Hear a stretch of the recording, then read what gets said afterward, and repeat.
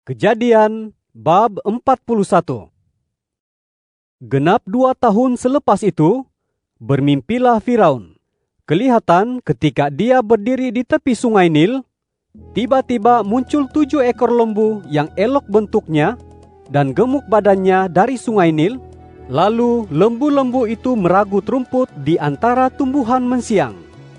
Sesudah itu, muncul pula 7 ekor lembu lain yang buruk bentuknya dan kurus badannya dari sungai Nil. Lalu lembu-lembu itu berdiri di sisi lembu-lembu yang terdahulu di tepi sungai Nil itu. Kemudian, lembu-lembu yang buruk bentuknya dan kurus itu memakan ke-7 ekor lembu yang baik bentuknya dan gemuk tadi. Lalu terjagalah Firaun. Firaun tertidur lagi dan bermimpi untuk kali keduanya. Kelihatan 7 bulir gandum yang gemuk dan baik tumbuh pada satu batang. Tidak lama kemudian, tumbuh pula 7 bulir gandum yang kurus dan layu oleh bahang angin timur. Lalu ke-7 bulir yang kurus itu menelan ke-7 bulir yang gemuk dan berisi. Firaun pun terjaga lagi dan menyadari bahwa dia sebenarnya bermimpi. Maka pada pagi harinya, resahlah hatinya. Dia mengerak orang untuk memanggil semua ahli ilmu gaib Mesir, serta semua orang berilmu, lalu menceritakan mimpinya kepada mereka. Namun begitu, tiada seorang pun dapat mentafsirkannya untuk Firaun. Maka berkatalah ketua juru rasa santapan kepada Firaun, "Hari ini hamba teringat kesalahan hamba. Dahulu Firaun pernah murka kepada pegawai-pegawainya. Kemudian hamba beserta kepala pembuat roti dimasukkan ke dalam tahanan di rumah ketua pengawal diraja. Pada malam yang sama, kami, yaitu hamba dan rakan hamba itu, bermimpi. Mimpi kami masing-masing memiliki tafsirannya tersendiri. Bersama-sama kami di sana ada seorang pemuda Ibrani, hamba ketua pengawal diraja. Kemudian kami menceritakan mimpi kami kepadanya. Lalu dia mentafsirkan mimpi kami masing-masing. Ternyata tepat seperti yang ditafsirkannya kepada kami. Demikianlah yang terjadi. Hamba dikembalikan kepada kedudukan hamba dan rakan hamba itu digantung." Maka Firaun memerintahkan orang untuk memanggil Yusuf, dan dengan segera dia dikeluarkan dari kurungan. Setelah bercukur dan berganti pakaian, masuklah dia menghadap Firaun. Kata Firaun kepada Yusuf, "Aku bermimpi, tetapi tiada seorang pun dapat mentafsirkannya. Lalu kudengar kabar tentang kamu, yang mengatakan bahwa ketika kamu mendengar suatu mimpi, kamu dapat langsung mentafsirkannya." Jawab Yusuf kepada Firaun, "Bukan hamba, melainkan Allah sajalah yang akan memberikan jawaban demi kesejahteraan Firaun." Berkatalah Firaun kepada Yusuf, "Dalam mimpiku itu, aku sedang berdiri di tepi sungai Nil. Tiba-tiba muncul 7 ekor lembu yang elok bentuknya dan gemuk badannya dari sungai Nil. Lalu lembu-lembu itu meragut rumput di antara tumbuhan mensiang.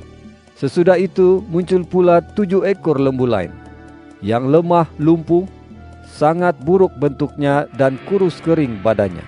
Belum pernah aku melihat lembu seburuk itu di seluruh tanah Mesir. Kemudian lembu-lembu yang kurus dan buruk itu makan 7 ekor lembu gemuk yang mula-mula muncul tadi.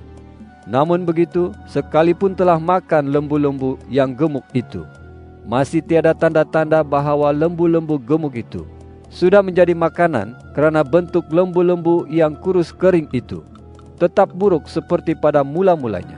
Lalu aku pun terjaga. Dalam mimpiku selanjutnya, kelihatan 7 bulir gandum yang berisi dan baik tumbuh pada satu batang.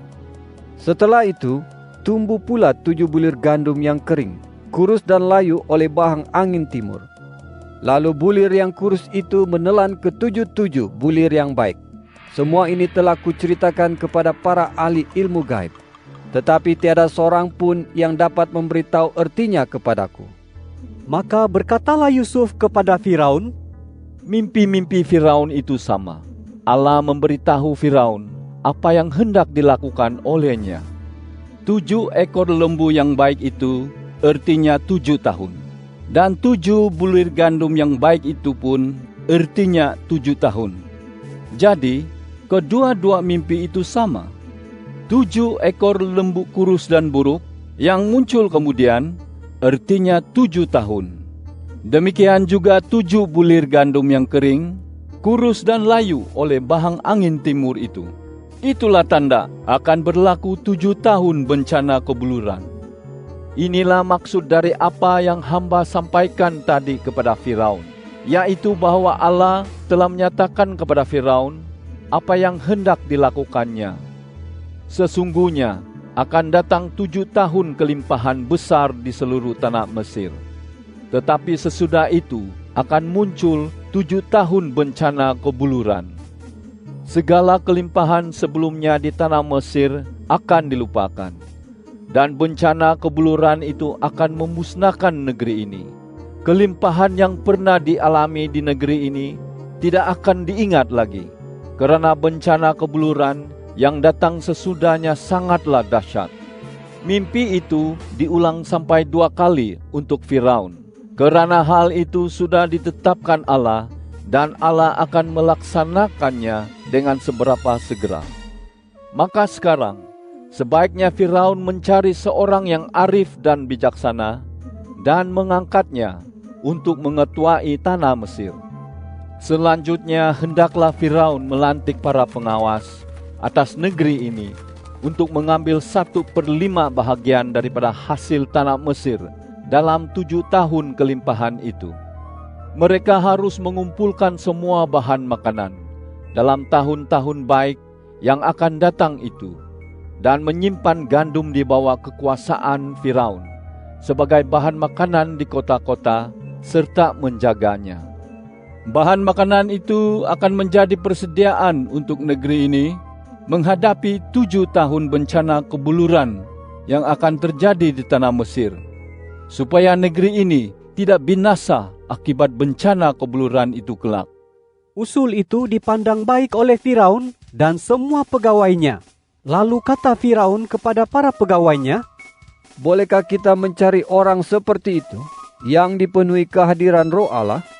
Lalu Firaun berkata kepada Yusuf, Kerana Allah telah menyatakan kepadamu semua hal ini, tentunya tidak ada orang yang sedemikian arif dan bijaksana seperti kamu. Kamu akan mengetuai istanaku, dan seluruh rakyatku harus tunduk kepada pentadbiranmu. Hanya takhta ini yang membuat aku lebih besar daripada kamu. Kata Firaun lagi kepada Yusuf, Dengan ini, aku mengangkat kamu untuk mentadbir seluruh tanah Mesir. Kemudian Firaun mencabut cincin daripada jari tangannya dan memakaikannya di jari Yusuf. Dipakaikannya pula pakaian daripada kain linen yang halus pada Yusuf, serta dikalungkannya kalung emas di lehernya. Dia memerintahkan orang untuk menaikkan Yusuf atas ratanya yang kedua, dan di hadapan Yusuf orang berseru, "Berlutut!" Demikianlah Yusuf diberi kuasa pentadbiran atas seluruh tanah Mesir. Firaun berkata kepada Yusuf, Akulah Firaun, tetapi tanpa keizinanmu, tiada seorang pun boleh melakukan sesuatu di seluruh tanah Mesir. Firaun mengurniakan gelaran Zafnat Pa'anea kepada Yusuf, serta memberikan kepadanya Asnat, anak gadis Potifera, imam Dion, untuk menjadi istrinya. Maka berkuasalah Yusuf atas seluruh tanah Mesir. Yusuf berumur 30 tahun ketika dia menghadap Firaun, Raja Mesir. Kemudian Yusuf pergi dari hadapan Firaun dan menjelajah ke seluruh tanah Mesir. Selama 7 tahun kelimpahan itu, negeri itu mendapat hasil tuaian yang melimpah ruah. Yusuf mengumpulkan semua bahan makanan berlebihan dalam tempo 7 tahun kelimpahan di tanah Mesir itu dan menimbunnya di kota-kota. Di setiap kota ditimbunnya bahan makanan, hasil daripada ladang-ladang di sekeliling kota itu. Demikianlah Yusuf menyimpan gandum sangat banyak sekali, sebanyak pasir di laut, hingga dia berhenti menghitungnya, kerana memang tidak terhitung lagi. Sebelum munculnya tahun bencana kebuluran itu, Yusuf dikurniai 2 orang anak yang dilahirkan oleh Asnat, anak Potifera, imam di On itu.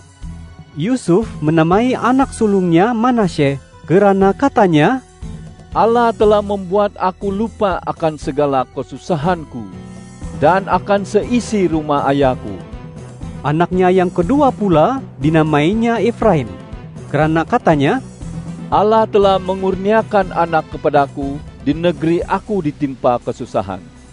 Maka berakhirlah 7 tahun kelimpahan di tanah Mesir itu, dan muncullah 7 tahun bencana kebuluran, seperti yang telah dikatakan oleh Yusuf. Bencana kebuluran melanda semua negeri, kecuali tanah Mesir yang tetap ada makanan.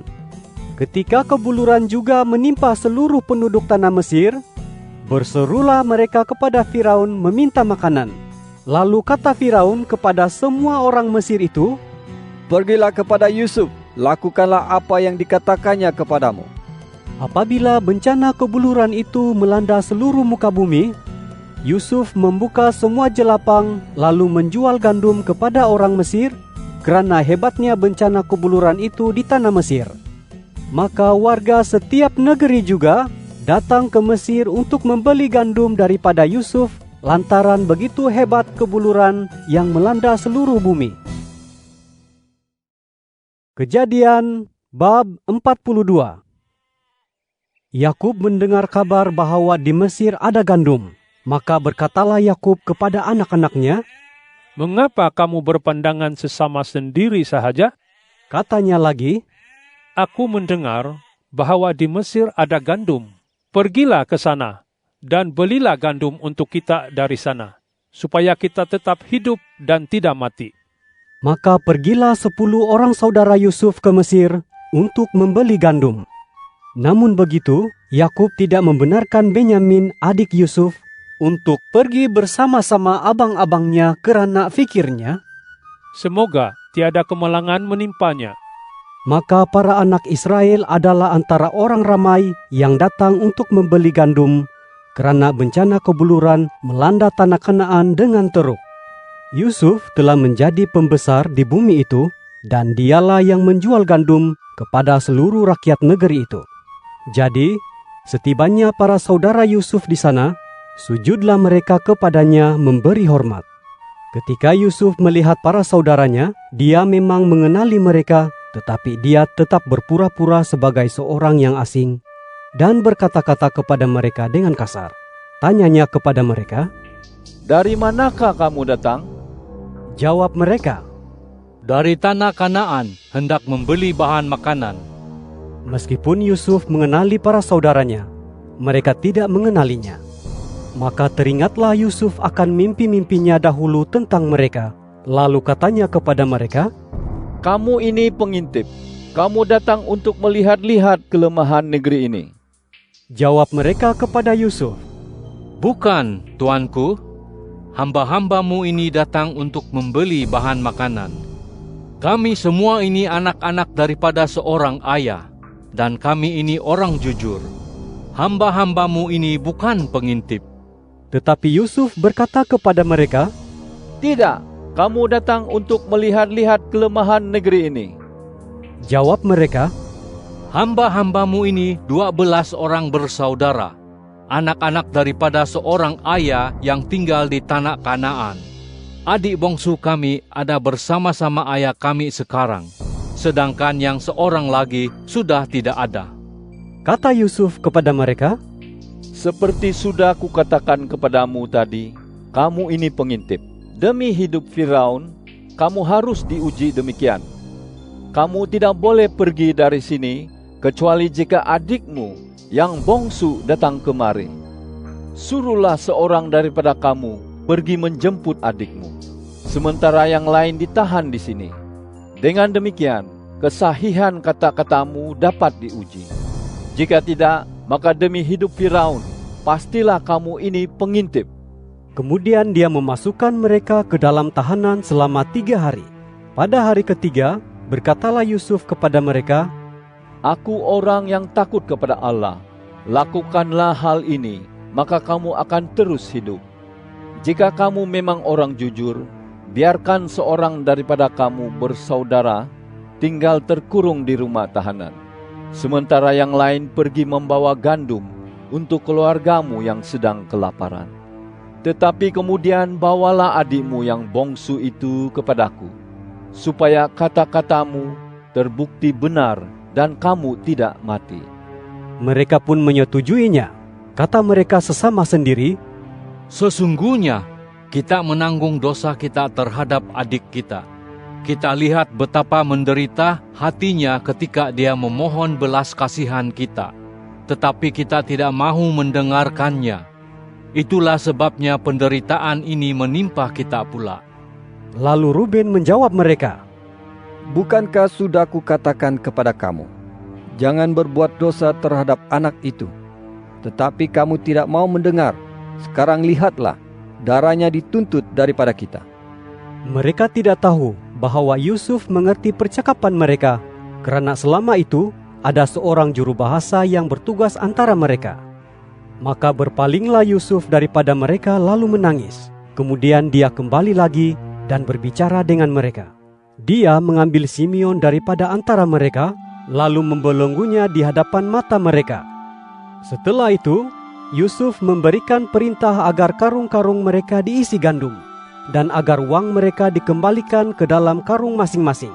Selain itu, dia pun memberikan perintah agar mereka diberi bekal untuk perjalanan mereka. Maka demikianlah yang dilaksanakan. Mereka memuatkan gandum itu ke atas keldai-keldai mereka, lalu pergi dari situ.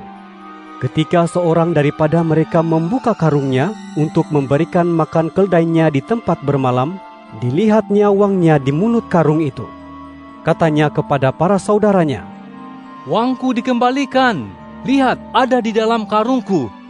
Maka cemaslah hati mereka, dan dengan gemetar mereka berpandang-pandangan sesama sendiri, lalu berkata, "Apa gerangan yang dilakukan Allah terhadap kita?" Sesampainya mereka di tempat Yakub, ayah mereka, di tanah Kanaan, mereka menceritakan kepadanya segala sesuatu yang terjadi kepada mereka. Kata mereka, "Orang yang berkuasa atas negeri itu berkata-kata dengan kasar terhadap kami.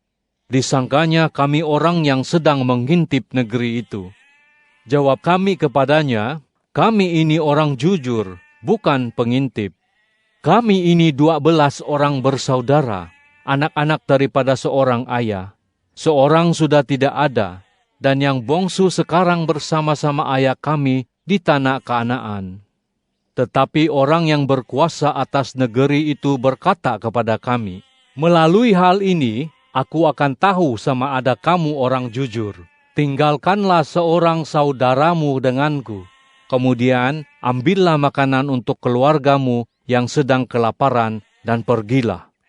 Kemudian bawalah adikmu yang bongsu kepadaku, supaya aku tahu bahwa kamu bukan pengintip, melainkan orang jujur.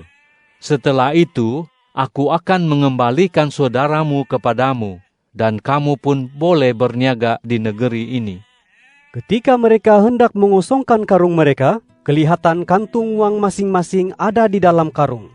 Melihat kantung-kantung uang itu, mereka dan juga ayah mereka menjadi sangat ketakutan. Lalu Yakub, ayah mereka, berkata kepada mereka, "Kamu membuat aku kehilangan anak-anakku. Yusuf sudah tidak ada, demikian pula Simeon. Sekarang Benyamin pun hendak kamu ambil. Akulah yang menanggung semua ini." Kemudian Ruben berkata kepada ayahnya, Bunuhlah kedua-dua orang putraku, jika aku tidak membawanya kembali kepada ayah. Serahkanlah dia ke dalam tanganku, maka aku akan membawanya kembali kepada ayah. Tetapi jawabnya, "Anakku itu tidak boleh pergi bersama-sama kamu, karena abangnya sudah mati, dan dia sendirilah yang masih hidup. Jika kemalangan menimpanya dalam perjalanan yang kamu tempuh, maka kamu akan membuat aku yang beruban ini turun ke alam kubur dalam duka cita.